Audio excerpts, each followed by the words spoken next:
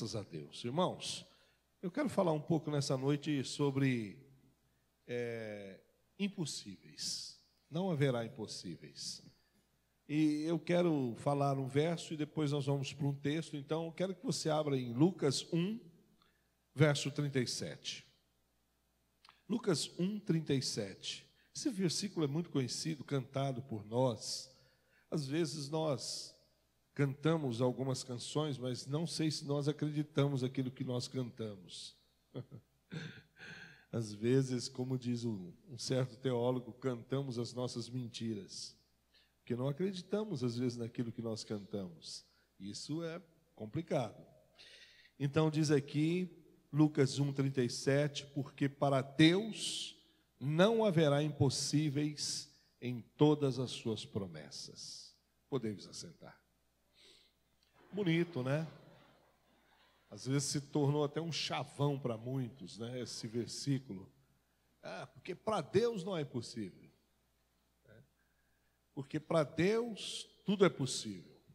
Eu creio, nós cremos, temos declarado isso, temos falado sobre isso, né? Dito isso em nossas conversas, em nossas orações, nas nossas evangelizações, quando nós deparamos com situações onde pessoas estão passando por momentos difíceis, então nós sempre usamos, olha, fica tranquilo, porque para Deus não há impossíveis. Vai dar tudo certo, Deus vai fazer, Deus vai agir, e assim nós vamos vivendo. Só que o texto diz que não haverá impossíveis em todas as suas promessas. A gente não pode esquecer disso. Tem de haver uma promessa. Se não houver uma promessa, então não serve esse versículo. Então, não haverá impossíveis sobre as promessas de Deus. Por quê? Porque nós sabemos que aquilo que Ele prometeu, Ele cumprirá. Isso é claro. Nós, pela palavra, entendemos, compreendemos e cremos que a palavra de Deus, ela é fidedigna, fiel e digna de toda aceitação, né? Ela é uma palavra que nós podemos pôr toda a nossa esperança nela, porque Jesus disse que passarão os céus e a terra, mas as palavras dele não passarão. Não deixará de cumprir um i, ele diz. Tudo se cumprirá. Então nós temos a certeza de que as promessas de Deus que estão aqui, elas realmente se cumprem. Então, quando há uma promessa, nós temos a certeza de que podemos confiar, descansar, que Ele vai agir, que Ele vai fazer, que Ele vai operar, porque Ele é Deus que vela, como diz lá em Jeremias, Ele vela pelo cumprimento da sua palavra. Talvez foi a primeira coisa que Deus mostrou para Jeremias. Quando Deus chamou Jeremias, falou sobre o ministério dele, e logo em seguida Deus mostrou que ele vela pela palavra dele. Jeremias, fique tranquilo, porque aquilo que eu digo para você, aquilo que eu falo para você, eu cumprirei. Eu sou fiel em cumprir. Eu velo pelo cumprimento da minha palavra. Isso é maravilhoso. Eu quero então falar sobre um texto, quero que você vá lá comigo, porque nós vamos ver ali nesse texto o castigo da descrença em não crer na promessa de Deus, na palavra de Deus. Esse é um texto muito claro que fala para nós de uma forma muito clara. A pastora já pregou muitas vezes, até hoje eu falei para ela, acho que faz 10 anos que eu não prego esse texto, nem lembrava desse texto. Esses dias eu até ouvi ela pregar sobre isso, gosto muito desse texto. Está em 2 Reis, capítulo 6, a partir do verso 24. O castigo da descrença. 2 Reis 6, 24. Vai lá comigo. Dá uma corridinha aí, né? Da palavra. Amém? Acharam? Você deixa aberto aí, porque a gente vai estar falando um pouco sobre todo esse texto aqui. Nós vamos estudar ele até o verso 2 do capítulo 7. Então nós vamos do 24 até o 2 do capítulo 7. Deu para entender, né? Então esse é o texto. Hoje nós vamos ver 3 pessoas e figuras aí nesse texto. Nós vamos ver a figura de um rei insensato, nós vamos ver um capitão incrédulo e nós vamos ver, por último, um homem de fé. São 3 figuras importantes. E é impossível que você não se vê ou não se veja entre um deles. Eu me vejo entre um. Eu gostaria que também você se enxergasse ou pudesse ver você entre um desses 3 personagens que fala sobre esse texto, que é muito importante. Bom, se nós pegarmos aqui o pano de fundo, a gente vai perceber que estava tendo um período de paz, em primeiro lugar, porque o texto fala sobre um período de paz que Israel viveu por muito tempo, né? E logo em seguida diz o texto no verso 24, preste atenção, que diz assim: e depois disto ajuntou Ben-Hadad, rei da Síria, todo o seu exército e subiu e sitiou a Samaria, né? Bom, a gente percebe logo de início que o inimigo não dá trégua por muito tempo aos filhos de Deus. Ele não dá trégua por muito tempo. Esse negócio de que, eu estou vivendo muito bem, eu estou vivendo em paz, a minha vida está uma beleza, a minha vida está assim, nossa, como eu sempre desejei, sombra e água fresca. Isso não existe. Em termos de cristianismo, não existe. Em termos de servos de Deus, isso não existe. Paulo disse, e é importante que a gente creia nisso, que aqueles que querem viver piedosamente em Cristo, eles sofrerão. Eles sofrerão, eles terão, de uma certa forma, oposição, eles terão, de uma certa forma, do outro lado, o inimigo. Por quê? Porque quando nós desejamos viver uma vida em Cristo, automaticamente nós vamos viver na contramão do mundo. E viver na contramão não é bom.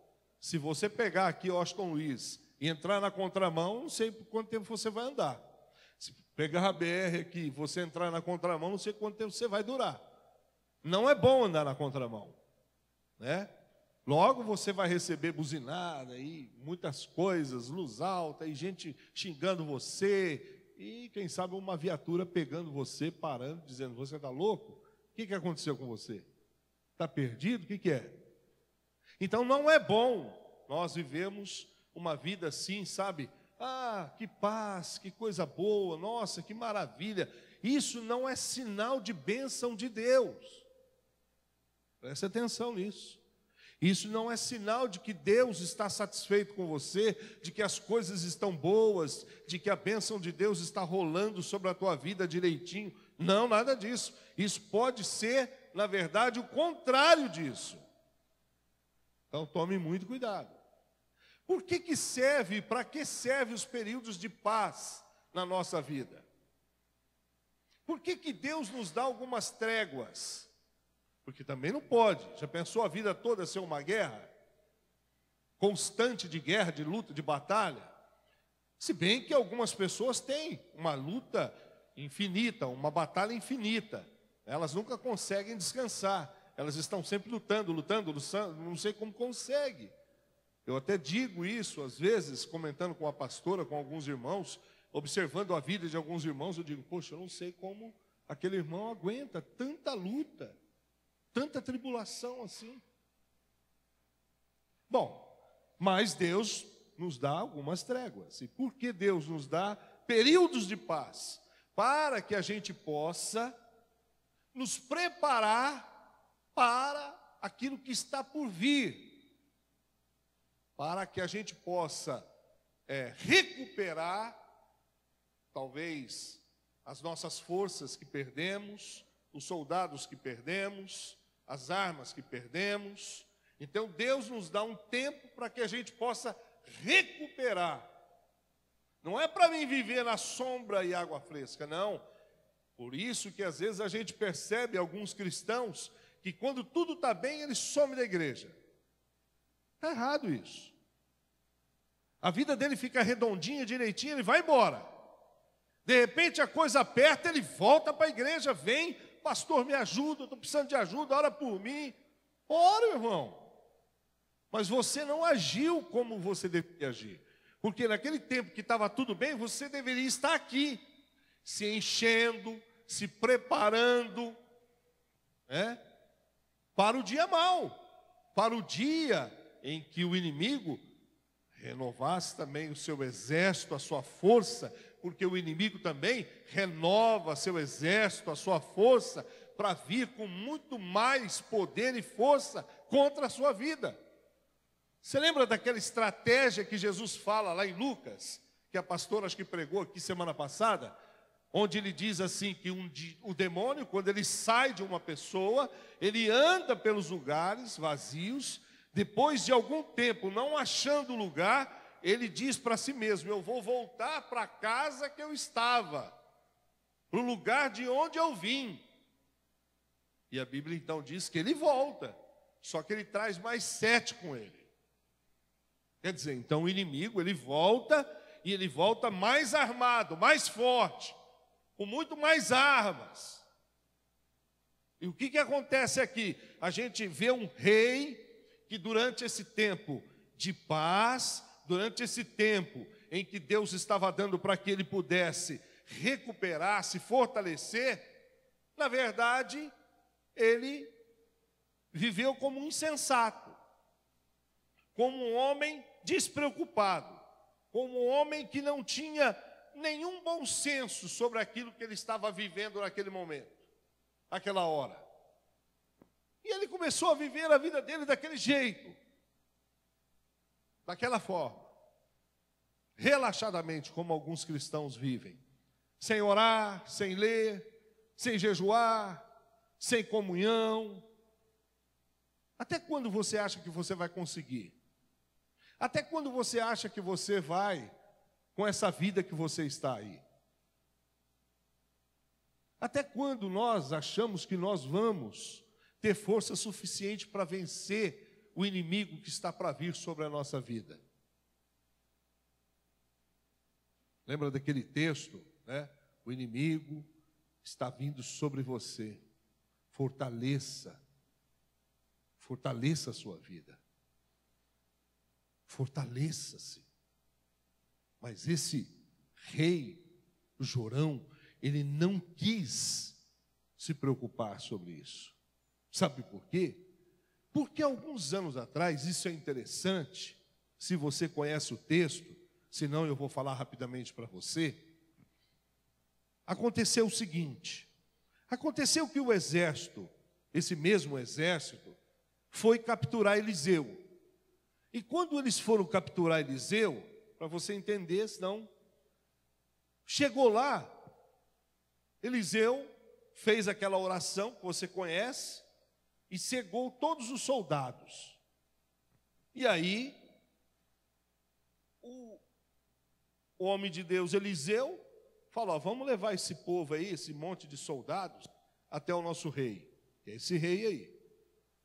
Aí levaram até Samaria, até o rei, e chegou lá, Eliseu falou: tá aí, ó, os soldados estão todos aqui do inimigo. Estava lá todos aqueles soldados, todos eles, todos cegos. Todos cegos. E agora, rei, o que o senhor quer que a gente faça? O rei fala: o que nós vamos fazer agora, hein? Vamos matar esse povo aí. Vamos matar todo mundo. Interessante, porque Eliseu fala: não vamos fazer mal a nenhum deles. Pelo contrário, nós vamos dar pão, água, e nós vamos fazer eles voltarem para suas casas, para suas cidades, e eles vão contar tudo isso para o rei. Entendeu? Então o que acontece? Acontece que o coração do homem é incorrigível, e o rei não sabia disso. E muitas vezes nós também não prestamos atenção nisso. Às vezes nós achamos que porque nós fazemos bem a algumas pessoas, porque nós usamos de bondade em algumas situações, nós achamos que aquilo vai mudar a situação e mudar as pessoas.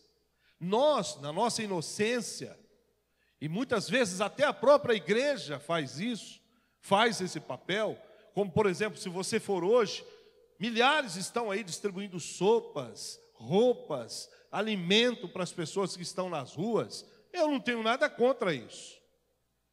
Cada um faz a obra que Deus determinou para que ele fizesse. Deus não me chamou para isso. Então não tem nada contra. A questão que às vezes eu levanto sobre isso é a seguinte: é que esse tipo de trabalho, como o trabalho que Eliseu demonstrou naquele dia, dando pão e água e fazendo com que aqueles soldados voltassem, não criou neles mudança nenhuma. Porque se não houver uma operação do Espírito de Deus no coração das pessoas, se não houver uma mudança interior, aquilo que Jesus disse a Nicodemos: Nicodemos, se o homem não nascer de novo, o homem continuará sendo o mesmo. Essa é a questão do texto. Embora esse povo aqui, que estava invadindo novamente Israel, teve a oportunidade de ser ali bem tratado, receber pão, água, simbolizando comunhão com eles. Eles não foram mortos na ocasião, mas isso de nada adiantou. Por quê? Bastou a primeira oportunidade, lá estavam os mesmos homens, diante daquele exército, diante daquele homem, que foi tão bondoso com eles, para os matar, para os ferir. Então não adianta realizarmos coisas, se não houver a operação espiritual do Espírito, que é o novo nascimento na vida de pessoas. Devemos sim, nunca virarmos as costas, devemos sim, sempre realizarmos obras sociais, mas o mais importante, a igreja não foi chamada para isso. A igreja foi chamada para gerar discípulos. A igreja foi chamada e levantada para fazer novos homens em Cristo Jesus. Criar novos homens, porque essa natureza que nós participamos um dia, essa criatura que um dia fomos, ontem, não muda. Esse coração, ele é incorrigível, ele é imutável, ele não muda, se não for uma ação do céu. Então não adianta você fazer coisa boa, coisa boa, coisa boa. Às vezes você está ali e você faz tanto pelo teu marido, tanto pelo teu filho, e tudo que você quer é que seu filho se converta, seu marido se converta, e você faz de tudo. Mas não depende de você. A conversão do seu marido não depende da sua atitude. A conversão do seu filho não depende da sua atitude. Conversão é algo espiritual. É uma obra do Espírito Santo no coração, na vida do homem. É sobrenatural. Jesus disse: o que é nascido da carne é carne, o que é nascido do Espírito é Espírito. Então estava aí, esse povo que havia sido abençoado, que havia sido poupado da morte, estava aí novamente, prontos para matar, prontos para ferir. Certifique-se de que aquilo que você faça está sendo acompanhado pelo novo nascimento. Certifique-se de que o teu trabalho em Cristo não está sendo só obras sociais. Veja se os seus trabalhos em Cristo estão gerando homens em Cristo, filhos em Cristo. Senão de nada vai adiantar. Senão você vai ser como um dos espíritas aí, grupos espíritas, grupos tantos que tem por aí. Por quê? Não, Deus quer muito mais. Deus quer filhos gerados. Deus quer discípulos gerados através de nossas vidas, nossas orações, nosso clamor diante de Deus, nossas orações diante do Senhor. E lá estava esse homem, achando que jamais esse exército, esses homens iriam incomodá-lo novamente, porque uma vez que eu fui tão certinho com eles, usei da boa vizinhança, jamais eles irão fazer isso. Olha, o inimigo não é assim. O nosso inimigo, ele não é assim. E aí esse rei, que era um rei insensato, vendo toda essa situação que o texto discorre, dizendo sobre a situação de fome, de calamidade que eles estavam vivendo, ao ponto de eles terem de comer seus próprios filhos. Chegaram até esse ponto de comer seus filhos. E num belo dia, diz o texto, quando o rei estava passeando pelos muros, uma mulher diz: ó rei, ajuda-me aí, julga a minha causa, porque aquela mulher ali disse para mim que nós deveríamos comer o meu filho, e no outro dia nós iríamos comer o filho dela, mas acontece que ela comeu o meu filho junto comigo, agora eu preciso, no outro dia, comer o filho dela, e ela sumiu. Não quer dar o filho dela, o que eu faço? E aí, diante dessa situação, o rei ficou desesperado. O rei, insensato, um homem que não tinha nada na mente a não ser aquilo que a Bíblia diz que é uma loucura, o insensato. Ele pensa como um louco, ele não usa de bom senso, ele não tem nenhum discernimento das coisas. E ele então passa a ver Deus como culpado daquela situação. Olha que insensatez. Como é insensato aquele crente que às vezes acha que a situação que ele está vivendo, que o cerco que ele está vivendo, que a situação difícil que ele está passando é culpa de Deus. Deus é o culpado. O culpado, Deus está nessa situação, é Deus. Mas se Deus é tão bom, por que tem tudo isso? Se Deus é tão bom, por que eu estou passando por isso? Não é assim que eles dizem? Mas se Deus é bom, por que existe fome no mundo? Se Deus é bom, por que existe tanta doença, tanta morte, tanta guerra?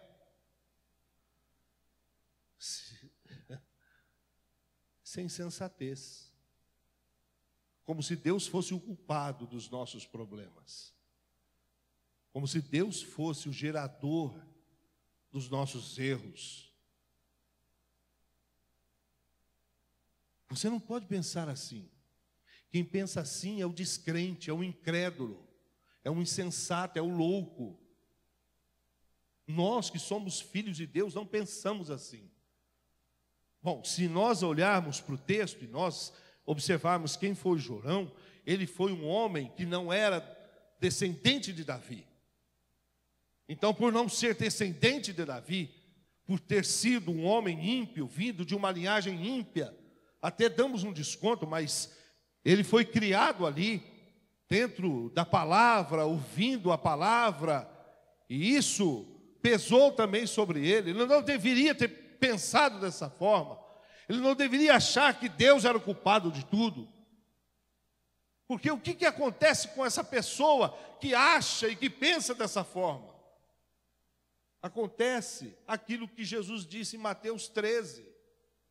Em Mateus 13, quando Jesus fala da parábola do semeador, e ele fala sobre os 4 terrenos, no verso 21 ele fala sobre aquele terreno onde tem pedras, onde é pedregoso, onde tem muitas pedras, e a Bíblia diz que porque existem muitas pedras, não consegue profundidade e raiz. O que acontece com esse rei insensato? Acontece que a fé que ele recebeu, que ele cultivou dentro dele, o cristianismo, aquilo que ele foi ouvindo dos profetas, que ele foi ouvindo do Pai, não gerou nele uma fé genuína, uma fé que tinha raízes profundas em Javé. Não havia raízes profundas em Deus, o suficiente para entender que Deus não tinha nada a ver com aquilo. Quando nós temos fé suficiente para entender que Deus não tem nada a ver com os meus problemas, que os meus problemas muitas vezes estão gerados pela situação que eu vivo, o mundo que eu vivo, é a lei da consequência, a lei da semeadura, um monte de coisas tem por aí. O Senhor disse que no mundo teríamos aflições, o Senhor disse que nós deveríamos esperar desse mundo as piores coisas, porque o mundo seria governado por homens amantes de si mesmos, inimigos do bem, inimigos de Deus. E nós estamos aqui, irmão. Não tem como vivermos dentro de uma redoma. guardados, trancafiados. Não. Nós também sofremos. Somos vítimas também da violência, do ódio, da injustiça. Somos vítimas de tudo isso. Agora, não podemos culpar a Deus dessas coisas. Mas era mais fácil para ele culpar a Deus do que reconhecer os seus próprios pecados, os seus próprios erros. É mais fácil para mim reconhecer que Deus é culpado, que a igreja é culpada, que o meu pastor é culpado, do que eu mesmo reconhecer que eu sou o problema. Que o problema sou eu causei isso. Isso está assim por causa de mim. Veja no verso 33 do capítulo 6, onde ele diz: falava ele ainda com eles, ou seja, quando Eliseu estava falando, quando ele chegou, o mensageiro, e disse o rei: eis que este mal vem do Senhor. O rei falou, disse o rei: eis que este mal vem do Senhor. O que ele deveria ter dito? O que ele deveria ter dito, ele deveria ter se humilhado diante de Deus, ele deveria ter chegado diante do Senhor e ter dito diante do profeta, diante daquele que representava o Senhor: eu sou a causa disso tudo. Eu sou a causa de toda essa fome que está acontecendo. Eu estou aqui pedindo perdão, ore por mim. Você já viu alguém fazer isso na igreja? Não, isso não tem não. O que tem é gente falando pelos corredores. O que tem é gente falando no pátio. Mas vê se vem aqui dizendo: Senhor, eu sou o problema. O problema sou eu. Eu estou aqui pedindo perdão. Ore por mim. É mais fácil, irmão, você dizer: Deus é o culpado disso. Lembra de quando Noemi saiu da casa do pão, ele, Eucana e os filhos? Quando ela voltou, o que ela disse? O Senhor foi muito mal comigo lá. Ah, mas quem mandou ela ir? Foi Deus que mandou ela ir? Não. Ela foi porque ela quis. Ninguém mandou ela sair da casa do pão. Ela saiu de Belém por conta própria. Perdeu o marido, perdeu os 2 filhos, voltou amarga. Agora, eu vou culpar Deus? Israel vivendo em pecado? Israel longe do Senhor? Israel servindo outros deuses? Os inimigos se levantam, atacam, e Deus é o culpado? Para Deus não há impossíveis, segundo as suas promessas. As promessas de Deus foram: se vocês forem fiéis a mim, se vocês guardarem a minha palavra. Lembra dos 2 montes? O monte da obediência e o monte da desobediência. Se vocês optarem pela obediência, nada faltará a vocês. Mas se vocês escolherem o monte da desobediência, pragas virão sobre vocês: fome, peste, guerra, derrotas. A escolha é nós quem fazemos. Somos nós que escolhemos. Bom, eu tenho que correr, porque senão não vou falar dos outros. Mas não esqueça que o culpado daquela tragédia era o próprio rei, que estava ali declarando que Deus era o culpado. O segundo personagem que eu tenho que falar rapidinho é o capitão incrédulo. Quem era o capitão? O capitão era um tipo de um conselheiro do rei. Era um homem que estava sempre ao lado do rei, e onde o rei ia, ele estava junto. Você pode observar ele no verso 2 do capítulo 7, onde diz: porém o capitão, a cujo braço o rei se apoiava, respondeu ao homem de Deus: ainda que o Senhor fizesse janelas nos céus, poderia suceder isso? Esse era o capitão incrédulo. Por quê? Porque ele duvidou do poder de Deus. Porque enquanto estava acontecendo tudo isso, se você vê no verso de número 31 do capítulo 6. Está meio confuso, né? Porque eu estou andando para lá e para cá nos textos aí, mas no 31 do capítulo 6, o rei fala: olha, hoje eu vou arrancar a cabeça desse cara aí, desse Eliseu. Eu vou cortar a cabeça dele. Eu arranco a cabeça dele. Você lembra de quem quando se Eliseu? Você lembra de Jezabel? Era a mãe dele. A mãe dele. A mãe dele falou assim: hoje eu vou arrancar a cabeça de Elias. Elias, ó. Eliseu não fugiu não, irmão. O rei falou: hoje eu arranco a cabeça de Eliseu. Eliseu ficou tranquilo. Diferente de Elias. Como nós somos diferentes. O Eliseu era maior que Elias? Não estou falando isso, irmão. É que nós temos reações diferentes. Somos pessoas diferentes. Reagimos diferentes. Você conseguiria, Fernanda, dormir na véspera da sua morte? Pedro dormiu, sabendo que no outro dia cedo ele ia ser decapitado. Ele estava dormindo. Eu não dormiria, mas ele dormiu. Então somos pessoas diferentes. Não entendo isso, né? O fato é que ele estava aqui dizendo: ainda hoje a cabeça dele cai. E mandou o cara buscar ele. Enquanto esse homem estava indo, Eliseu estava numa reunião, aonde esse rei deveria estar. Certo? Aonde esse rei deveria estar?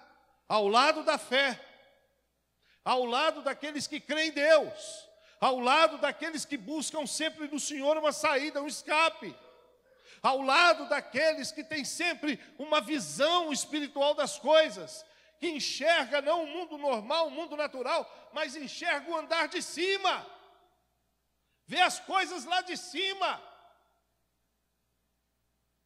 É lá que ele deveria estar, mas não, o que ele estava fazendo?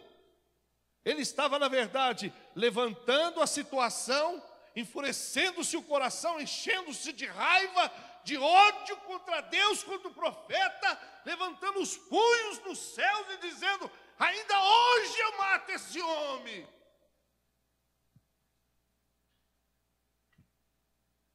Esse era o rei, totalmente desequilibrado. E aí vem esse capitão, e ele solta essa pérola maravilhosa, porque no meio dessa reunião, antes do homem chegar para cortar a cabeça de Eliseu, Eliseu que estava lá sentado, todo cheio de paz, de fé, escutou a profecia de Deus no ouvido dele, dizendo: olha, essa fome que está acontecendo aí, amanhã vai terminar, em 24 horas. Irmão, é difícil, é a mesma coisa que falar que a Venezuela amanhã vai ter comida para todo mundo. A situação está feia lá, né? Todo mundo está vendo, eles estão passando fome, morrendo, até os animais do zoológico estão morrendo de fome.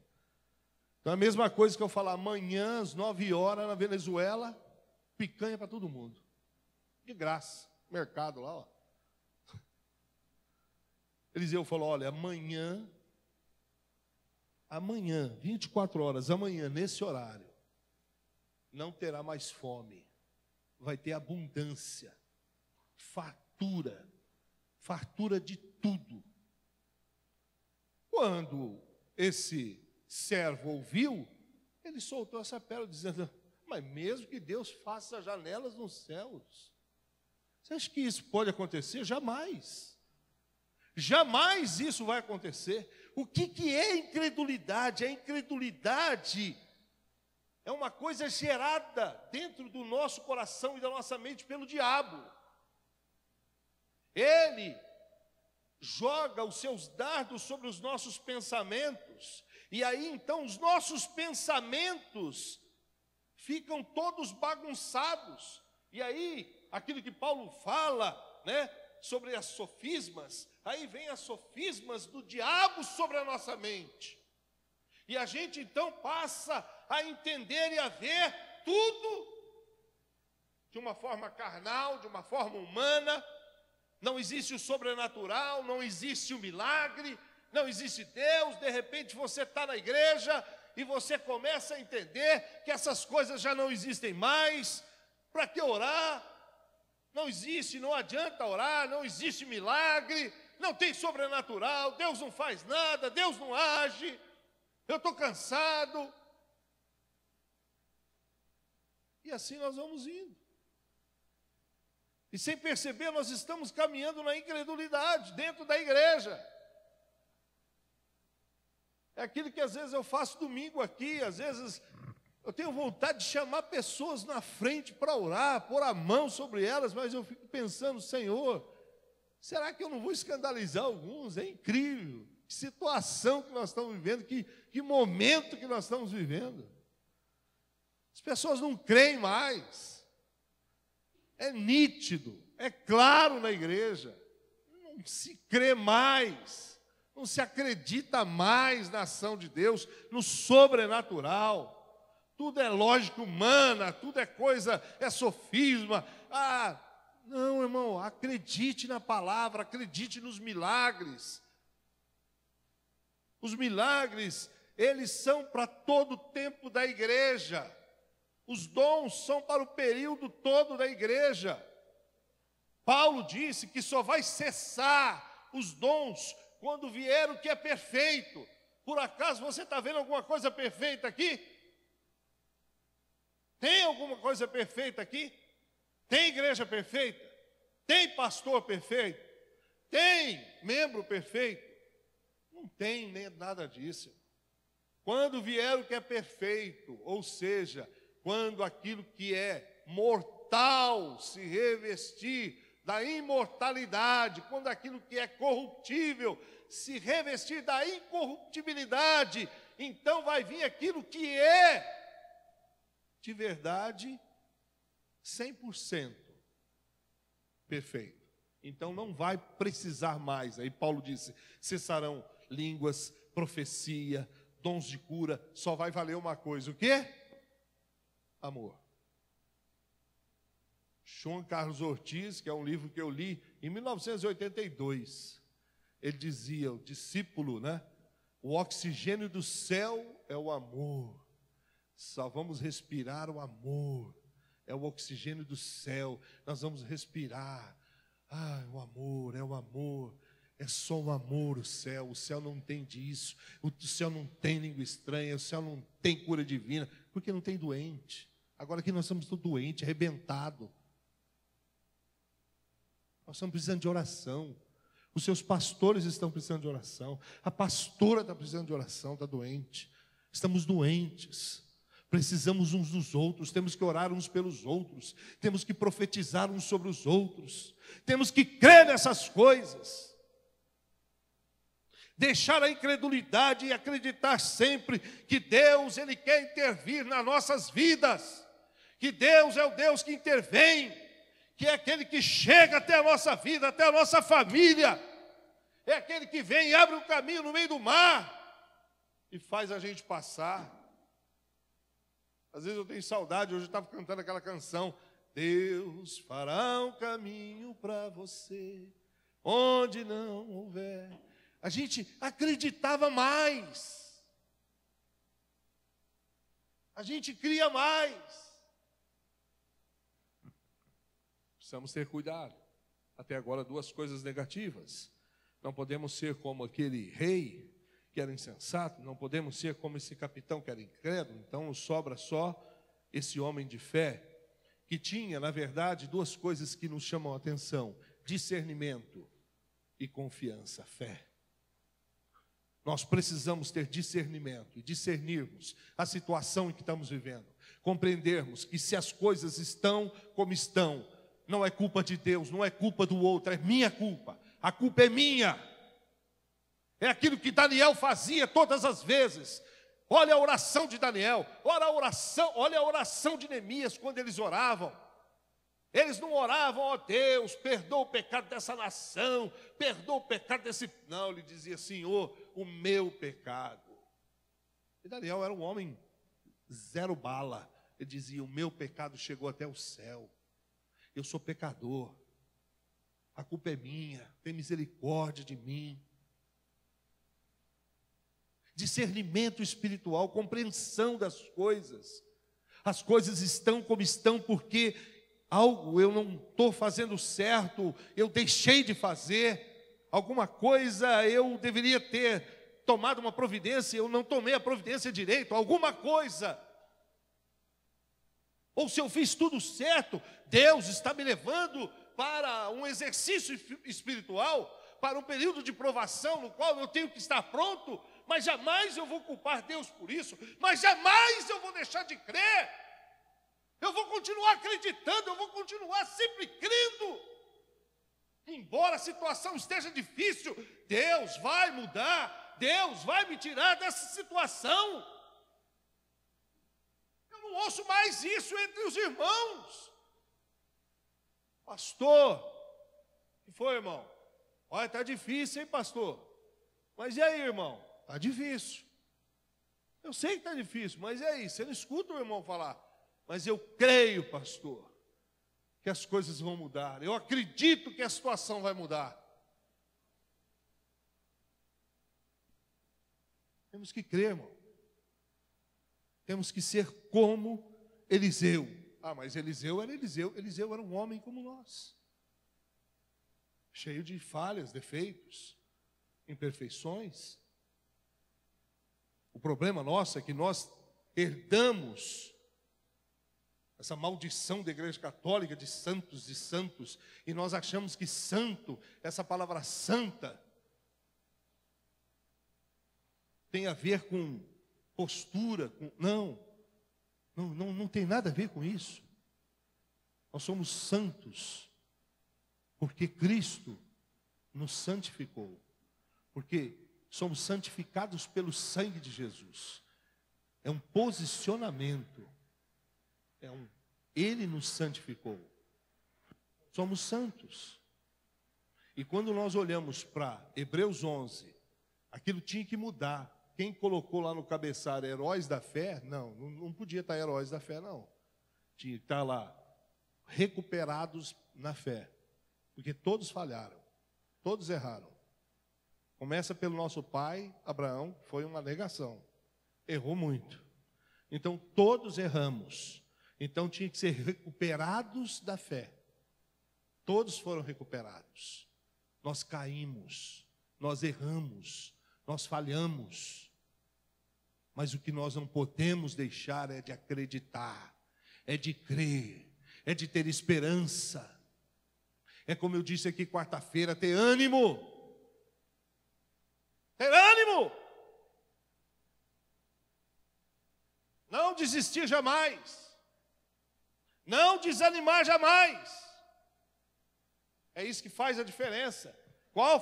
O que faz a diferença desse homem de fé, desses outros dois, é que, na verdade, Eliseu, no meio de tudo aquilo, ele poderia sim se juntar com o rei e dizer, realmente Deus é culpado disso tudo, Deus não olhou para nós, olha aí, eu estou aí, defendendo o Senhor, sacrificando por Deus, sendo profeta de Deus, e Deus virou as costas para mim.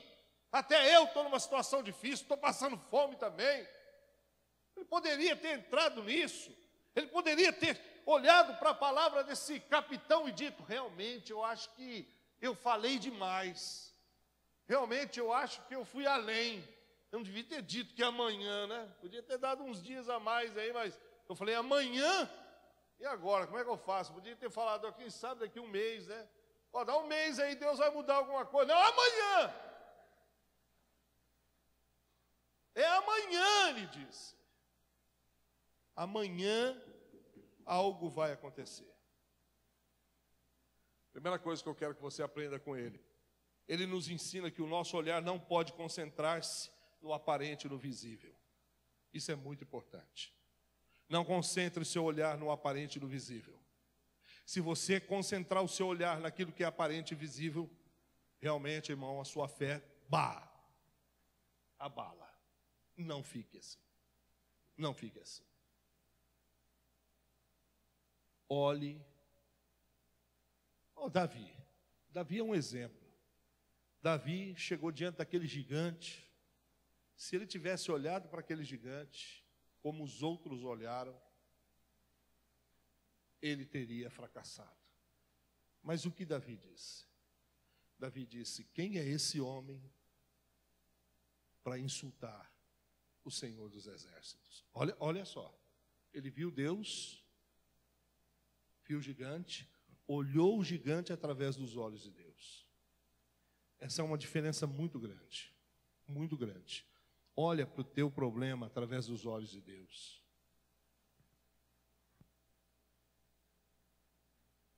Se você manter os teus olhos e concentrar-se naquilo que é aparente, naquilo que é visível, lembra que a palavra de Deus diz que nós somos chamados para crer naquilo que não existe. Fomos chamados para isso. O nosso Deus, ele é conhecido como o Deus que chama a existência coisas que não existem. Você já leu isso? E crê nisso? Então, o que está escrito lá? Eu crio novas todas as coisas. Eu faço tudo novo. Então ele olhou acima daquilo que era visível. Ele olhou acima dos montes. Salmo 121, é o salmo da pastora. Elevo os meus olhos para os montes. De onde me virá o socorro? O meu socorro vem. Olha a certeza. Vem. Eu sei que vem do Senhor. Essa é a certeza. Outra coisa que Eliseu não fez foi correr, como eu já disse para você. Ele não saiu correndo, fugindo, não. Ele não falou e disse: olha, é melhor eu sair daqui, porque vai que não acontece. Né? Vai que não acontece, então numa dessa eu já estou longe. Numa dessa eu já estou lá no Egito. Então eu vou dar um jeito de sumir. Não, ele ficou, ele não fugiu, ele continuou. Temos que continuar. Nós precisamos saber como ele sabia que existem tempos na nossa vida, momentos na nossa vida que requer de nós fé, confiança, segurança, esperança. Essas coisas devem estar dentro de nós. Lembra daquela palavra que o Senhor, certa feita, foi procurar fruto na figueira? Quando ele chegou lá, estava tudo cheio de folhas verdes, e aquilo atraiu o Senhor porque ele estava com fome, mas na verdade ele sabia que não tinha figos, coisa nenhuma, mas ele queria dar uma lição para os discípulos, e ele foi até aquela figueira, porque aparentemente as folhas falavam que lá tinha fruto, e ele foi. Quando ele chegou lá, não achou fruto, ele disse: você é maldita. Nunca mais alguém vai comer fruto de você. E ela secou tudo. Às vezes Deus procura frutos em mim, em você, em tempos e épocas diferentes. Quem mandou a figueira ficar toda esverdeada? Tem crente que se veste tudo. Oh, crentão. Ele tem aquela aparência de que tem é o fezudo, é o fezudo. Já ouviu falar do fezudo? Ele é o fezudo, né? Ele tem fé para tudo, ele fé de tudo. É o fezudo da igreja. Aí você acha, nossa, aquele irmão tem uma fé. Quando você vai procurar fé nele, você fala, uxe, meu Deus, você não tem fé para nada. Não demonstre aquilo que você não tem. Por favor, quando não for tempo e o Senhor for procurar frutos em você, demonstre frutos temporães, frutos fora da época. Demonstra que você tem fé mesmo. Não importa se aquele momento não é de ter fé, se aquele rei tivesse se preparado, se aquele rei no tempo da paz tivesse tido e mantido comunhão com Deus, ele certamente naquele momento teria fé. Se ele estivesse lá naquela reunião de oração com Eliseu, junto com aqueles outros capitães, certamente ele teria fé, mas ele preferiu ficar lá fora. Fica fora da igreja, fica fora das reuniões da igreja, fica fora das intercessões, fica fora da comunhão dos santos, fica fora da ceia, fica fora do culto de oração. Você vai ver o que vai acontecer com você. Meu pai na fé dizia: nós somos como uma brasa. Se retirarmos nós do braseiro, logo, logo nós esfriaremos. Só funcionamos quando estamos juntos. Por isso que eu não creio em desigrejados. Esse negócio de que eu sou igreja. Jesus nunca disse que eu sou igreja. Diz que nós somos a igreja. Não é desigrejado. Então nós precisamos entender, irmão, que nesses momentos nós temos que ter aquilo que esse homem de fé teve, que é ter confiança no Senhor, que é olhar para o alto, que é confiar que Deus vai fazer, que Deus é poderoso, que Ele vai intervir. Não importa a hora, não importa o momento. Eu sei que o meu Deus vai agir. Eu sei que o meu Deus vai operar.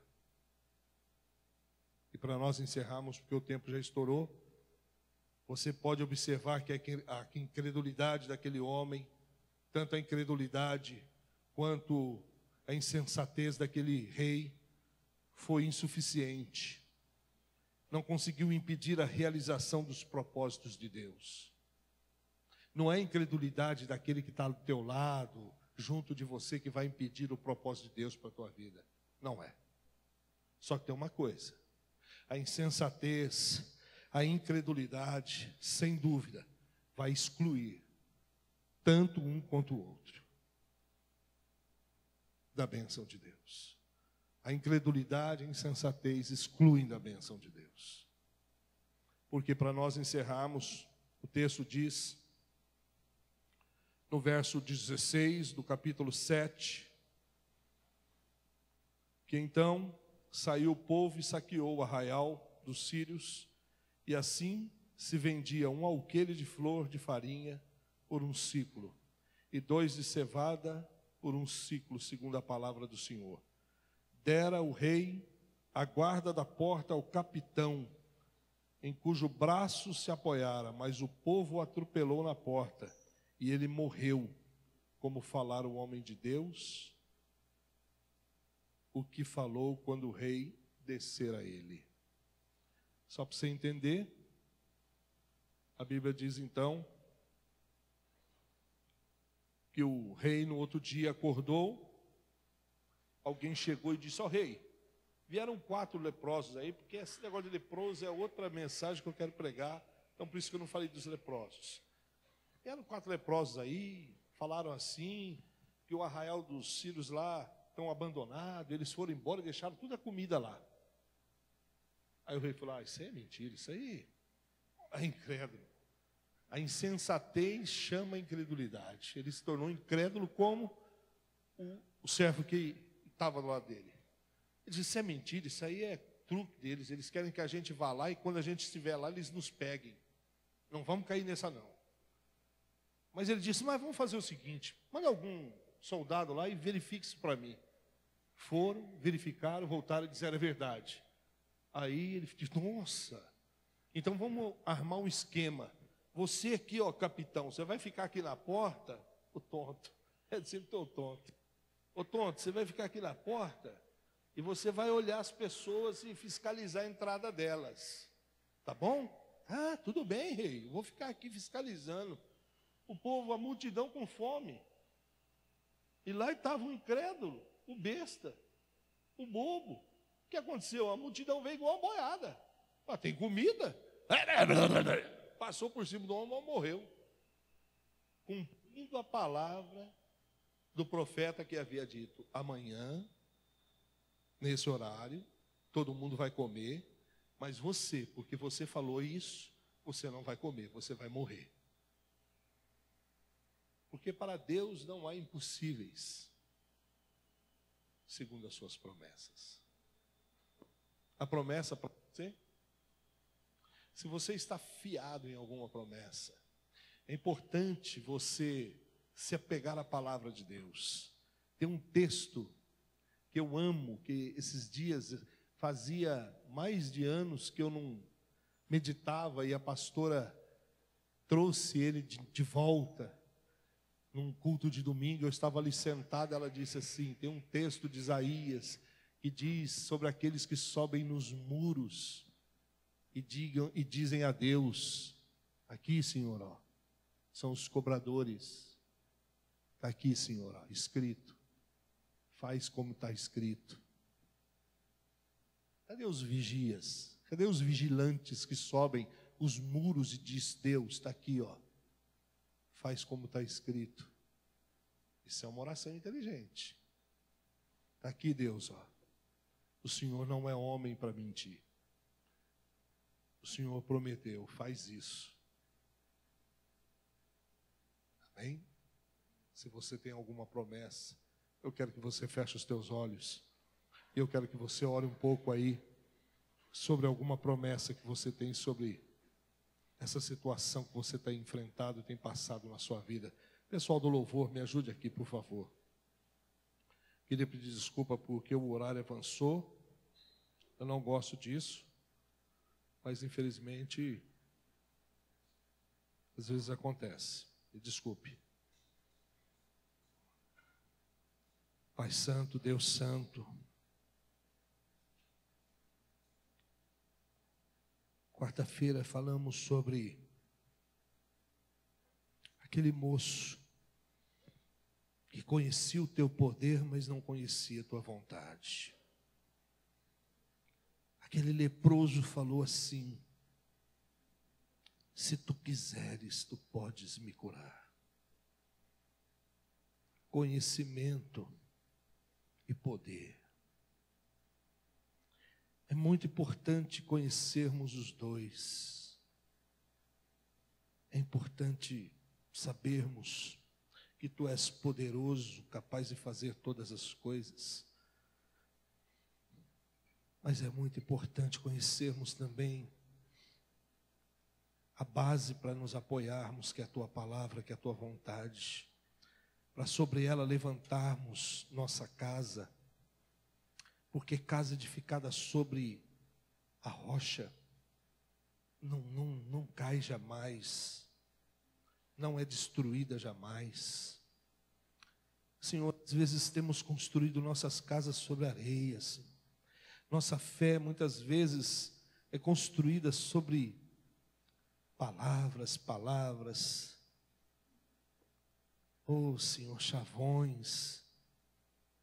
Não temos um alicerce profundo na tua palavra, não conhecemos profundamente, não somos teólogos o suficientes. Deveríamos ser, todos nós deveríamos conhecer mais do Senhor, saber mais de ti, porque Daniel disse que o povo que conhece o seu Deus, é um povo forte. Somos fracos demais. Porque deixamos nos abater, porque olhamos para situações, para circunstâncias e somos vencidos por aquilo que vemos. Somos incapazes de ver o invisível, somos incapazes de crermos no impossível, no sobrenatural, somos incapazes de acreditarmos na intervenção dos céus. Deus nos ajude. Nos ajude. Esses dias o Senhor tem falado tanto comigo sobre isso. Me ajude a acreditar mais em Ti, a crer mais no Senhor, a viver mais desafios, a falar mais profeticamente, a confiar mais na operação do Teu Espírito, Senhor. Faça com que essa igreja renasça novamente, que essa igreja venha novamente acreditar, a caminhar, a marchar triunfantemente, oh Senhor, a viver novamente o sobrenatural. Oh Deus, eu sei que há uma palavra profética, que nos últimos dias muitos deixariam de crer. O Senhor mesmo disse, se na sua volta o Senhor ainda encontraria fé na terra. Oh Senhor, sopra sobre nós, sopra sopra sobre o nosso coração, tira de nós toda a insensatez, toda a incredulidade. Ajuda-nos a sermos como Eliseu, um homem de fé, acreditarmos que o Senhor pode de um dia para o outro mudar as coisas, transformar as coisas. Ajuda-nos a acreditarmos que o Senhor não está preso ao nosso tempo. Não, Senhor. O Senhor não é preso a esse tempo nosso, a esse calendário nosso. O Senhor é Deus